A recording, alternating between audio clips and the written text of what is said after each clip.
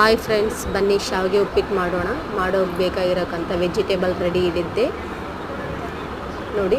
ಇವಾಗ ನಾವು ಮನೆಯಲ್ಲೇ ತಯಾರಿಸಿರೋಕ್ಕಂಥ ಶಾವಿಗೆಗಳು, ಅಂದರೆ ಔಟ್ಸೈಡು ಯಾವ ಥರ ಮಾಡಿರ್ತಾರೆ ನಾವು ನೋಡಿರಲ್ಲ, ನಾವು ಮನೆಯಲ್ಲೇ ತಯಾರು ಮಾಡಿದ್ದೀವಿ.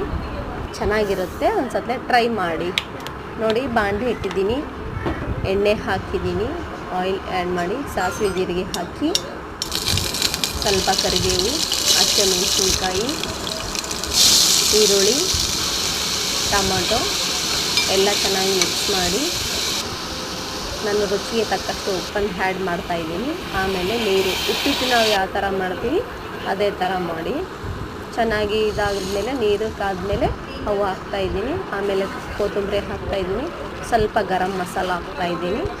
ಚೆನ್ನಾಗಿ ಸಿಮ್ಮಲ್ಲಿಟ್ಟು ಚೆನ್ನಾಗಿ ಬೇಯಿಸಿ ಚೆನ್ನಾಗಿರುತ್ತೆ. ಲಾಸ್ಟಿಗೆ ತುಪ್ಪ ಆ್ಯಡ್ ಮಾಡಿ ಸೂಪರಾಗಿರುತ್ತೆ. ಲೈಕ್